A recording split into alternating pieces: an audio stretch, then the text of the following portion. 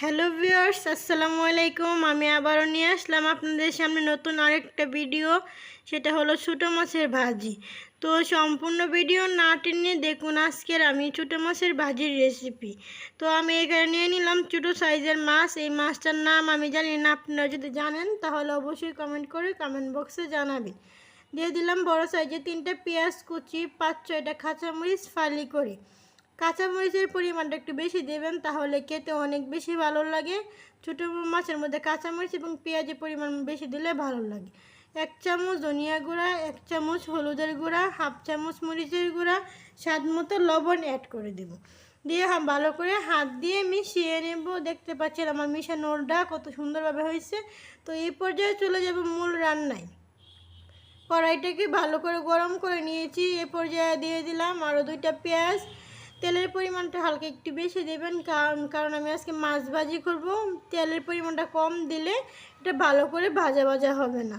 তো এই পর্যায়ে জালটা একদম মিডিয়াম টু হাই ফ্লেমে রেখে আমি পেঁয়াজটাকে গোল্ডেন কালার করে ভেজে নেব।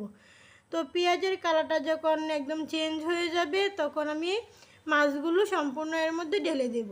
তো দেখতে পাচ্ছেন মাছগুলো আমি এখন দিয়ে দিলাম তেল এবং পেঁয়াজের মধ্যে। এখন আমি এটাকে আলতো হাতে ভালো করে নাড়া দিয়ে দিব। মাছটা যখন আরেকটু শক্ত হয়ে যাবে তখন অপর সাইড আমি ভালো করে মিশিয়ে নেব। এটা একটু সাবধানে করবেন, কড়াইটা একটু ভালো করে গরম করে নিয়ে করবেন, তাহলে নিচ থেকে একদমই লেগে যাবে না। ঢাকনা দিয়ে ডেকে ফিরে আসবো 2 মিনিট পর। এই পর্যায়ে আমি কোনো পানি এড করব না। আমি আজকে ছোটো মাছের ভাজি করে দেখাবো।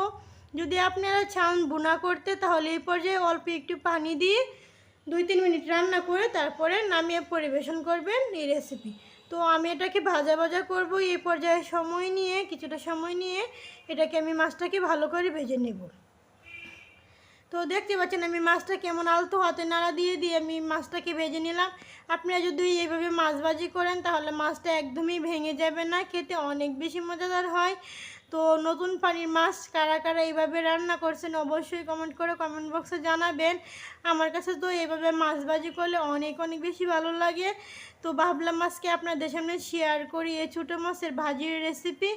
তো দেখতে পাচ্ছেন মাছের কালারটাই একদমই চেঞ্জ হয়ে গেছে। এই পর্যায়ে আমি আরও কয়েক মিনিট এটাকে ভেজে নেব।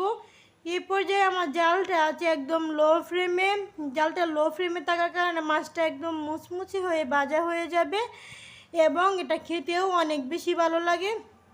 তো এই পর্যায়ে আমি এখন জালটা অফ করে আপনাদের সামনে পরিবেশন করে দেখিয়ে দেবো আজকের এই মাছ ভাজির রেসিপি। তো দেখতে পাচ্ছেন আমার মাছ ভাজিটা মাশাআল্লাহ দেখতে অনেক সুন্দর হয়েছে, খেতে অনেক অনেক বেশি মজাদার হয়েছে। আপনাদের বাসায় যদি এরকম ছোটো মাছ থাকে তাহলে অবশ্যই এভাবে একবার হলে রান্না করবেন, খেতে আলহামদুলিল্লাহ অনেক অনেক বেশি মজাদার হয়। তো ভিউয়ার্স, দেখতে পাচ্ছেন আজকের আমার এই মাছ ভাজি দেখতে মাশাআল্লাহ কতটুকু সুন্দর এবং পারফেক্টভাবে তৈরি হয়েছে। আপনারা অবশ্যই সেম এই রান্না ফলো করে একবার হলেও এইভাবে মাছ ভাজি করবেন।